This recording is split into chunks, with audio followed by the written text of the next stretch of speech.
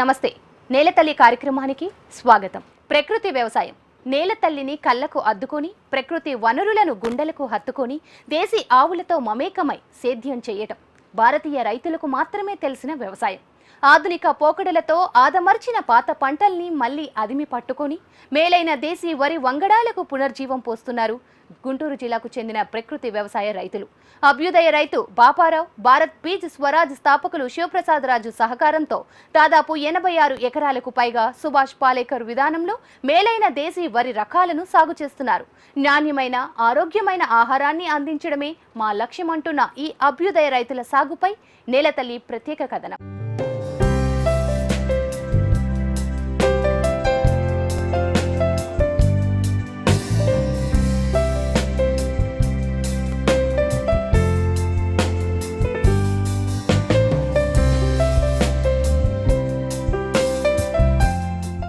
రసాయనాల వ్యవసాయం వ్యసనంగా మారిన ఈ తరుణంలో ప్రజలకి ఆరోగ్యకరమైన ఆహారం అందించాలన్నా, రైతులు ఆర్థికంగా బలపడాలన్నా ఒకే ఒక్క మార్గం ప్రకృతి వ్యవసాయం.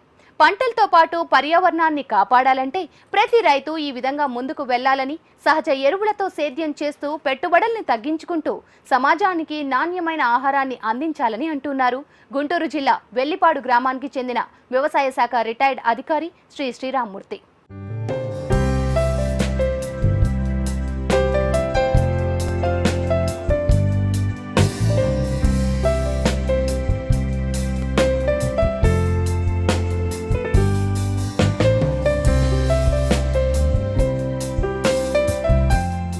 నేను చాలా కాలం నుంచి అగ్రికల్చర్ డిపార్ట్మెంట్లోనే పనిచేసిన వ్యక్తిని.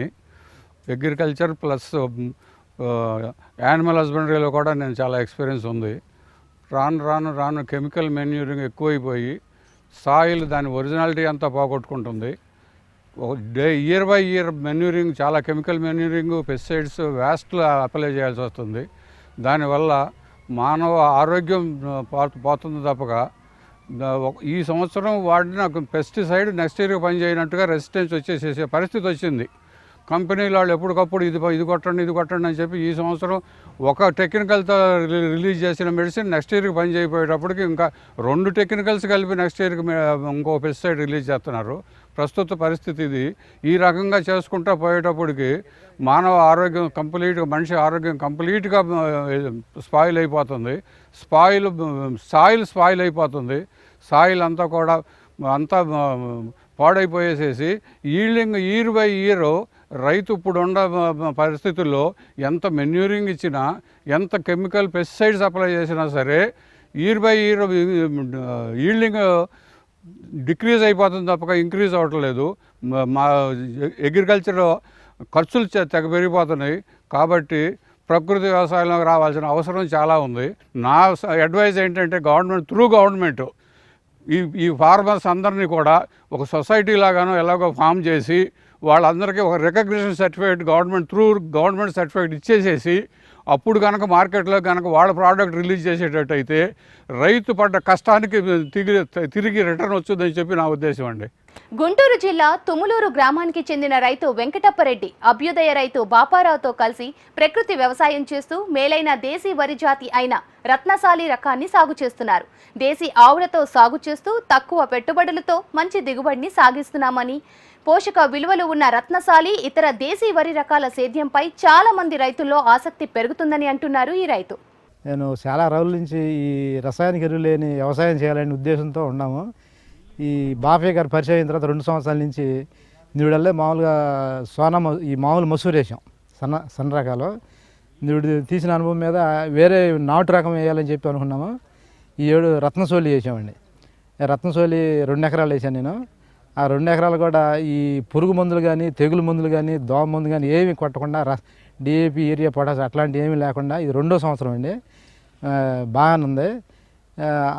రత్నసోలి తినటం వల్ల శరీర పుష్టి పెరిగిద్ది అని చెప్పి అనుకుంటున్నాము. ఆ ఉద్దేశంతో వేసాం అనమాట. అది ఆవు ఉంది నాకు సొంతగాను. నేను గత 5-6 ఏళ్ళ నుంచి ఆవు ఉంది నాకు. అట్లాగే ఆవు పాలు తాగుతున్నాం మేము. దిగుబడి మామూలుగా పిండి వేసిన రసాయనిక ఎరువులు వేసినది 35-40 అవుతాయండి. మేము తక్కువ అవుతాయి అని తెలిసి కూడా మేము 10 పత్తాల లోపు అయినాయి. అయినా కూడా మేము హ్యాపీయే. దానివల్ల రేటు ఉంది దానికి, ఇబ్బంది ఏమీ లేదు, పెట్టుబడి తగ్గింది మాకు. మాకు ఇక్కడ ఎక్కువ ప్రాంతం మాగాణిలో ఎక్కువగా పండేది వరేను. వరే కాబట్టి మరి ఆ వరే పండించుకొని వెనకటి నుంచి రసాయన శాస్త్రం చేస్తున్నాము. 1960 నుంచి నేను మామూలు వరే పండించుకుంటూ రసాయనిక వ్యవసాయంలోనే ఉన్నాము. ఇప్పుడు దాదాపు ఒక 2008-9లో పాలేకర్ మీటింగ్ విన్న తర్వాత దేశవాళీ రకాలు పండించుకుంటే ఆరోగ్యము, ఆవు పేడ ఆవు మూత్రంతో పండించుకుంటే ఇంకొంచెం ఆరోగ్యం ఉంటుంది. కాబట్టి మీరందరూ రసాయనిక వ్యవసాయం మానేసి ప్రకృతి వ్యవసాయం చేయండి, బాగుంటుంది అనే సూచన ఆయన చెప్పాడు. అందుట్లో కూడా మెట్ట పొలంలో అయితేనేమో పలు రకాల పంటలు పండించమంటున్నాడు. ఈ పలు రకాల పంటలో మాగాటిలో వీలు కాదు కాబట్టి దేశీయ వరి రకాలు వేసుకుంటేనే బాగుంటుందనే ఆలోచనతో దాదాపు 3-4 సంవత్సరాల నుంచి దేశీవాడి వరి విత్తనాలు పండిస్తున్నాము. దాని మీద ఒక 7-8 మంది కుర్రాళ్ళు యూనిట్గా చేరి, మరి మా కుర్రాళ్ళలోనే ఒక కుర్రాడికి విత్తనాల సంస్థతో కొంచెం అనుబంధం ఉన్నది. ఆ కుర్రాడు ఒక 100 రకాలు తెచ్చాడు. నిరుడు ముందటేడు వేసినవి ఒక 70 రకాలు ఉన్నాయి. మొత్తం కలిపి ఒక 206 రకాలు ఈ సంవత్సరం ఒక 5 ఎకరాల్లో పండించడం జరుగుతున్నది. మరి ఇక్కడ ఇవాళ చూస్తే అన్నిటికీ రోగాలు ఎక్కువగా ఉండి రసాయనిక వ్యవసాయంలో గుండెపోట్లు, క్యాన్సర్లు, అల్సర్లు ఇలా మరి ఆరోగ్యరీత్యా చూస్తే ఏ ఆసుపత్రికి పోయినా దాదాపు లక్షలు ఖర్చు పెడుతున్నాము. ఎక్కువగా పురుగు మందులు, గుళిక మందులు ఎక్కువగా వేస్తున్నాము. వరికి, మొక్కజొన్నకి, జొన్నకి కూడా వేస్తున్నాము. కాబట్టి పండించే పంట ఆరోగ్యంగా ఉంటే రైతు కూడా ఆరోగ్యంగా ఉంటాడనే ఉద్దేశంతోనే మేము దీంట్లోకి మారాము. మరి మారిన తర్వాత మీరు 20 బస్తాలే పండిస్తున్నారు, 25 బస్తాలే పండిస్తున్నారు, మేము 40 బస్తాలు పండిస్తున్నామని రసాయనిక శాస్త్రవేత్తలు మరి వాళ్ళు చెప్పేది వాళ్ళు చెబుతున్నారు. ఇటు పాలేకర్ విధానంలో చూస్తే ప్రకృతిలో పండేదే మనకు ఆరోగ్యం అంటున్నాడు ఆయన. ఈ రెండు కాంపిటీషన్లో ఉన్నాయి. ఇప్పుడు మనం ఆరోగ్యరీత్యా ముందు ఆరోగ్యం ఉంటేనే ఎన్ని ఎకరాలు ఉన్నా నీకు ఉపయోగం ఏమన్నది, ఎన్ని ఎకరాలు ఉన్నా ఉపయోగం లేదు ఆరోగ్యం లేనప్పుడు. కాబట్టి మనకు తినటానికైనా నువ్వు బయట అమ్ముకోలేకపోయినా తినటానికైనా ఒక 10 బస్తాలు నీకు సంవత్సరానికి అవసరమైతే ఒక అరెకరం వేసుకుని నువ్వు తిని ఆరోగ్యంగా ఉంటే చాలా బాగుంటుందని నా ఉద్దేశం.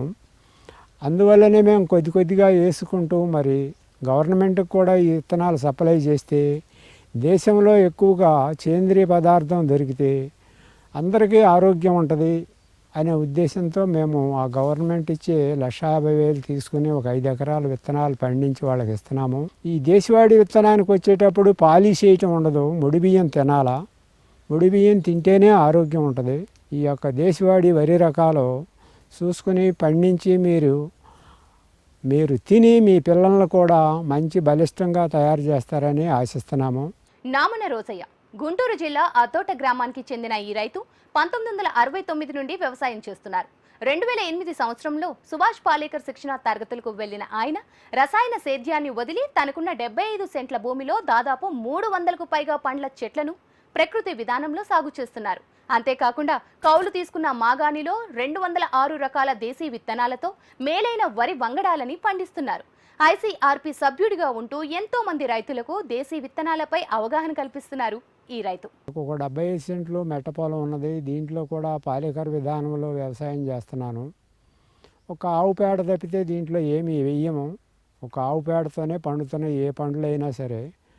ఒక 75 సెంట్లో దాదాపు 300 రకాల మొక్కలు ఉన్నాయి. దీంట్లో 300 రకాల చెట్లు ఉన్నాయి. మరి ఏ చెట్టుకాయ తిన్నా కూడా అమోఘంగా ఉంటుంది. ఎందుకు అంటే అచ్చంగా ఆర్గానిక్ ప్రకృతిలో పండించే కాయలు ఇవన్నీ. కాబట్టి ఎవరైనా ఇంట్రెస్ట్ ఉన్నవాళ్ళు, మెట్ట పొలం ఉన్నవాళ్ళు కూడా ఇలా అదొక మొక్క వేసుకుని మీరు ఆ కాయలు తింటే మీకు ఆరోగ్యం బాగుంటుంది. ఆరోగ్యం మీదే మనం బాగా ఉండాలి. ఆరోగ్యంగా ఉంటేనే 100 సంవత్సరాలు బతుకుతాం మనం. మరి ఈ రోజున చూస్తే పత్తిలో బీటీ పత్తి అని వచ్చింది. బీటీ పత్తికి గింజల్లో విషం పెట్టారు. ఆ విషం పెడితే పంట బాగా పండుద్ది, రైతుకి ఎక్కువ డబ్బులు వస్తాయని గవర్నమెంట్ ఆలోచించారు. ఆలోచించినప్పుడు మొదట 1-2 సంవత్సరాలు పండింది, కొంచెం డబ్బులు ఎక్కువ వచ్చినాయి. ఆ తర్వాత మళ్ళీ మామూలే అయిపోయింది. ఇప్పుడు ఈ బీటీ పత్తిలో గింజనే ఆయిల్ తీస్తున్నారు. ఈ ఆయిల్ ఎటు పోతుంది? మన యొక్క శనగ నూనెలోనే కలిపేస్తున్నారు ఈ ఆయిల్ అంతా. ఇవాళ మన ఆరోగ్యం ఎలా ఉంది? బీటీ పత్తిలో ఉన్న విషమంతా మనమే తింటున్నాము. మరి అట్లాగే గోదావరి జిల్లాల్లో వరి ముందుగా నాటుతారు. ముందుగా నాటేటప్పుడు సోనా మసూరి అని ఇట్లాగే తొందరగా వస్తాయి వాళ్ళు ఒడ్లు. నెల రోజుల్లోనే మా కాడికి ఒక నెల ముందు వస్తాయి. ఆ ధాన్యం వాళ్ళు 2 పంటలు దాల్వా సార్వా 2 పంటలు వరి వేస్తారు. అప్పుడు వాళ్ళు ఏం చేస్తున్నారు? వాళ్ళకి టుంగురో వైరస్ అనే దోమ ఎక్కువగా వాళ్ళ పొలాల్లో ఉన్నది. ఆ టుంగురో వైరస్ పోవటానికి ఎకరానికి 30 కిలోలు దాదాపు 10% గుళికలు వేస్తారు. ఈ 10% గుళికలు వేసినటువంటి ధాన్యాన్ని మన గవర్నమెంట్ ముందెత్తున కొని శీతల గిడ్డంగుల్లో నిల్వ చేసి కోటా బియ్యం రూపంలో మనకే పంపిస్తున్నారు. అయ్యే తింటున్నాం మనము. దాంట్లో విష పదార్థం ఎంత ఉన్నది? అట్లాగే పత్తి నూనె తీసి శనగ నూనెలో కలిపితే దీంట్లో విషం ఎంత ఉన్నది? ఇట్లా ఒకదానికొకటి చూసుకుంటూ పోతే అసలు మనం పండించుకుంటేనే మనం బ్రతుకుతాము అనే లెక్క మాకు కనపడతా ఉన్నది. అందువల్ల ప్రతి రైతు మనకి కావాల్సిన వరకన్నా కనీసం బయట మన ధాన్యాలు ఇతర దేశాల వాళ్ళు ఎవరూ కొంటలేదు. ఎందుకు అని అంటే మన రైస్లో మిగిలిపోయిన రైస్ అంతా మన గవర్నమెంటు కొన్ని లక్షల టన్ను మిగిలిపోతుంది. ఎక్కువ పండిస్తున్నాం మనం. అంత పంట అవసరం లేదు మనకు తినటానికి. 120 కోట్ల జనాభా ఉన్నా కూడా మనం 150 కోట్లకు సరిపడా జనానికి పండిస్తున్నాం. ఈ 30 కోట్లు పండించిన రైసు మనకు 120 అయితే సరిపోద్ది. 120 కోట్ల జనాభాకు సరిపోగా ఇంకా 30 కోట్ల జనాభాకు సరిపోను ఆహార ధాన్యాలు మిగులుతున్నాయి. ఈ తీసుకెళ్ళి సముద్రాల్లో పారబోస్తున్నారు. నీకు రూపాయికి బియ్యం ఇస్తున్నారు ఇక్కడ కోటా బియ్యం రూపంలో. ఈ కోటా బియ్యంలో ఉన్నది అచ్చంగా గుళికలే, ఇంకేమీ లేవు. ఒట్టి గుళికలతో పండించేది. పెద్ద రైతులు పొలాలు చేయటం మానేశారు. చిన్న రైతులు కౌళ్ళకి ఇచ్చుకుంటున్నారు. వీళ్ళు ఏం చేస్తున్నారు? అచ్చంగా యూరియా గుళికలు పురుగు మందులు వేసి పండిస్తున్నారు. మరి ఆరోగ్యం ఎంత ఉంటుంది దీంట్లో? అతనికి 1200 రూపాయలకి గిట్టుబాటు కావాలి అంటే కనీసం ఎకరాకి 50 బస్తాలు పండాలా. 30,000 రూపాయలు కౌలు చెల్లియాలా, 20,000 రూపాయలు వరికి పెట్టుబడి పెట్టాలా, తర్వాత పంటకు ఒక 15,000 రూపాయలు ఖర్చు పెట్టాలా, 35 70కి 10,000 వడ్డీ, 80,000 రూపాయలు ఎకరంలోంచి తీస్తే కానీ ఈ కౌలు రైతు బయటపడడు. 80,000 రూపాయలు రైతు బయటకు తీయాలి ఆ ఎకరంలో. అప్పుడు వాడేం చేస్తున్నాడు? డిఏపి కొనాలి అంటే 1,400 రూపాయలు ఉన్నది, పొటాష్ కొనాలంటే 1000-800 రూపాయలు ఉన్నది. కాబట్టి అన్నిటికాడి చౌకైంది. యూరియా 300లో వస్తుంది. కాబట్టి ఎకరానికి 30 కట్టలు యూరియా పోస్తున్నాడు 2 పంటలకి. నీకు ఆరోగ్యం ఎలా వస్తుంది? పొలం ఆరోగ్యం ఎలా ఉంటుంది? పొలం అంతా చౌళ్ళు బారిపోతున్నాయి, గూపులుగా పెరుగుతున్నాయి వరి పొలాలు కూడా. మరి ఈ పద్ధతిలో అలా కాకుండా మనిషి కష్టపడి ఒక ఆవును కొనుక్కొని ఒక 2-3 ఎకరాలు హాయిగా ఆవులు ఎరువుతో పండించుకొని ఆరోగ్యంగా మనం జీవనం చేసి 100 సంవత్సరాలు బతుకుదామని నా ఉద్దేశం అండి. ఇప్పుడు మనం దేశీయ వరి వంగడాలు పండిస్తున్నాము ఆరోగ్యమని. వీటికి చీడపీడలు చాలా తక్కువ. మాకు 206 రకాలు మేము ఈ రోజున పండించితే వాటిల్లో దోమ వచ్చిన దాన్ని, కింద పడిపోయి బురదలో కొట్టుకున్న దాన్ని, పురుక్కు తట్టుకోలేని దాన్ని తీసి పక్కన పెట్టేస్తున్నాం. ఈ 206 రకాల్లో డ్యామేజీ పడ్డ రకాలన్నీ తీసేసి మంచి రకాలని రైతులకు అందించే విధంగా అది ఇన్ని రోజులు పంటకాలం, ఇంత ఎత్తు, ఇన్ని ధాన్యాలు, ఇన్ని బస్తాలు వస్తాయి అన్నీ అంతా లెక్కలు వేసుకొని మేము ఈ గవర్నమెంట్కి రికార్డు రాసిస్తున్నాము. మీరు ఆరోగ్యంగా ఇది ఉన్న రకాల్లో ఎత్తు రకాలు కావాలన్నా కురస రకాలు కావాలన్నా ఉన్నాయి.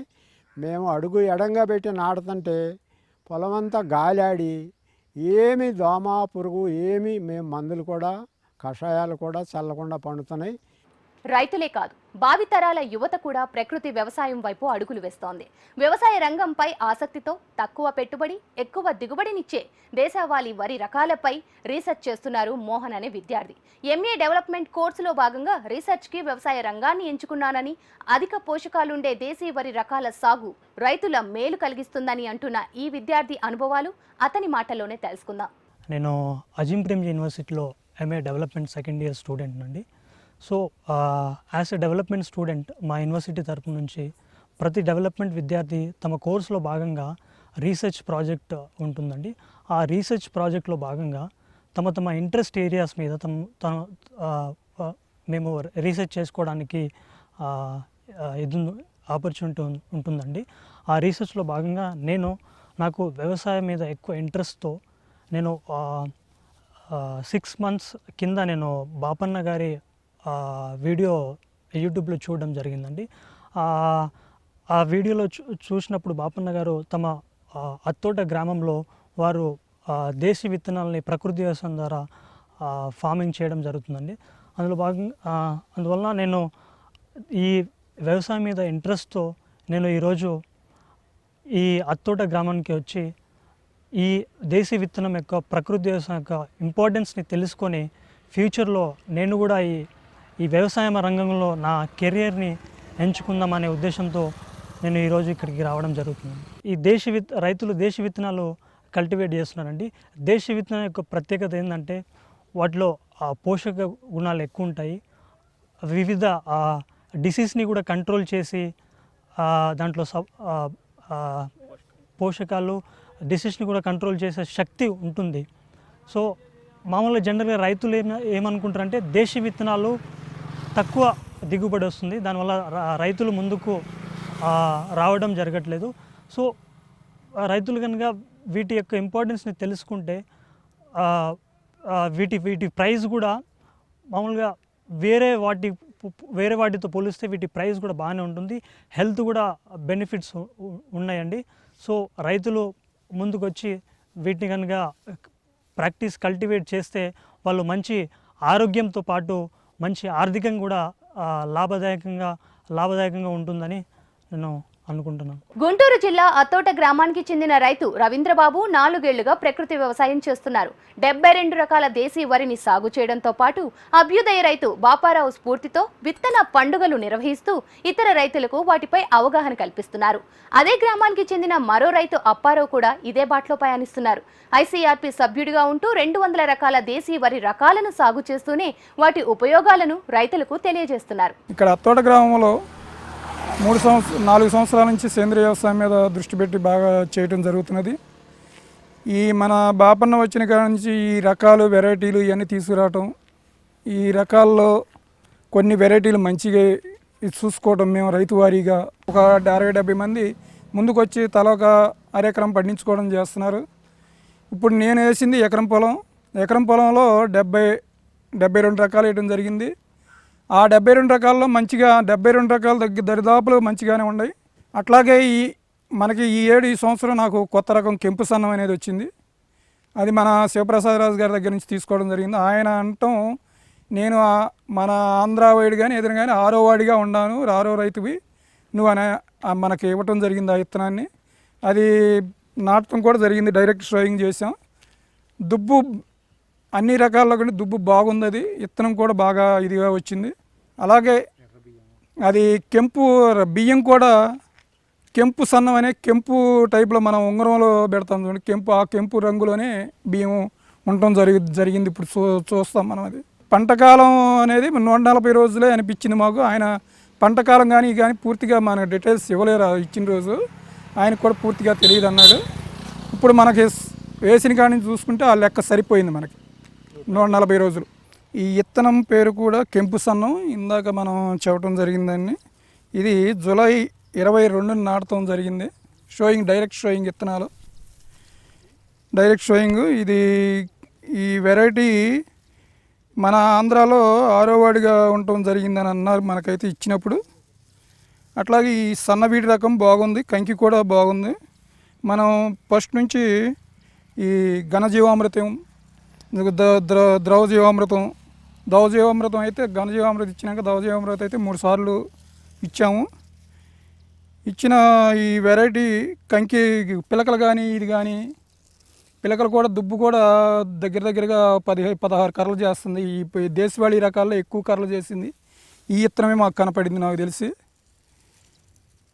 ఇది విత్తనం కూడా సన్నవీడి, గింజ కూడా సన్నవీడి, రంగు కలరు బియ్యం వచ్చేసి కెంపు రంగులోనే, ఆయన కెంపు సన్నం అన్నట్టుగానే కెంపు రంగులోనే ఉండే ఈ బియ్యం రంగు. అట్లాగే దీనికి తెగుళ్ళు కానీ ఏమి కానీ మేము ఇంతవరకు ఆశించడం చూడలేదు. మేము ఒక్కసారిగాను దశపత్రి కషాయం కొట్టేసాం, ఈ రాకపోయినా కొట్టేసాం ఆల్రెడీ ముందు జాగ్రత్త చర్యగా. ఈ గాలి ఇది పడిపోవడం కూడా జరగదనుకున్నాం, కానీ మాకు ఈ ప్రకృతి వైపరీత్య రీత్యా గాలి, తీవ్రమైన గాలి ఒక రోజు రావడంతో ఇది పడిందని అనుకున్నాం, పడదని అనుకున్నాం. ముందు చూస్తే దాని పుట్టుపూర్వోత్తరం చూస్తే, అసలు దాని కర్ర స్టాండర్డ్ ఇది చూస్తే, ఆ దుబ్బు కూడా చూస్తే నేను పడదరా అనుకున్నాను. కానీ ఈ గాలి వైపరీత్యం వల్ల, ఈ వైపరీత్యాల వల్ల పడిపోయింది. నష్టం దానివల్ల ఏమో నష్టం జరిగేట్టుగా మాకేం కనపడలేదు. దిగుబడి కూడా ఆశాజనకంగానే ఉండేట్టుగా ఉంది. ఇప్పుడు వేయటం నేను 25 సెంట్ల దగ్గర నుంచి 30 సెంట్లు దగ్గరగా వేసాను. దీనికి ఒక 10 బస్తాలు 7 బస్తాలు 10 బస్తాల దాకా అవుతాయని మాకు ఒక అంచనాగా ఉన్నాం మేము. పిలకలు అదే 15-16 ఉండేవి బాగానే. ఈ కంకి గింజల్లో కూడా గింజలు ఒక కంకికి వచ్చేసి 250 నుంచి 300 దాకా లెక్క పెట్టడం జరిగింది. మేము బాగానే ఆశాజనకంగానే ఉంది, బాగానే ఉంది ఈ పైరు. ప్రతి రైతు దీన్ని దేశవాళీ రకాల్లో వేసుకోవచ్చు. నేను జెడ్బిఎన్ఎఫ్లో సిఆర్పిగా చేస్తున్నాను. ఈ జెడ్బిఎన్ఎఫ్లో దేశీయ రకాలు 200 రకాలు వేసినారు మా ఊళ్ళో.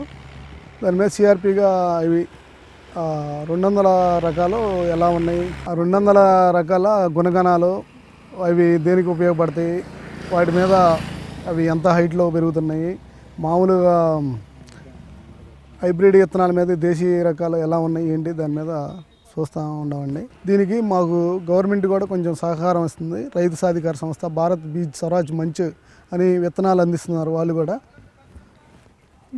మాకు ఈ విత్తనాల వల్ల వేరే ప్రాంతానికి కూడా కొంచెం ఎక్కువగా వేయాలని మేము ఆశిస్తున్నాం. చూశారుగా ఈ ప్రకృతి వ్యవసాయ విప్లవ వీరుల కథ. దేశం బాగుండాలంటే రైతులు బాగుండాలి. రాజు లేని రాజ్యాలున్నాయేమో కానీ రైతు లేని రాజ్యం లేదు. అలాంటి రాజ్యంలో రైతు రాజుగా ఉండాలంటే అది ప్రకృతి వ్యవసాయంతోనే సాధ్యమవుతుంది. ఈ రోజు ప్రసారమైన కార్యక్రమంతో పాటు రైతులకు ఉపయోగపడే మరింత సమాచారం కోసం మా HMTV అగ్రి యూట్యూబ్ ఛానల్ని సబ్స్క్రైబ్ చేసుకోండి. ఇది ఇవాల్టి నేలతల్లి కార్యక్రమం. నమస్తే.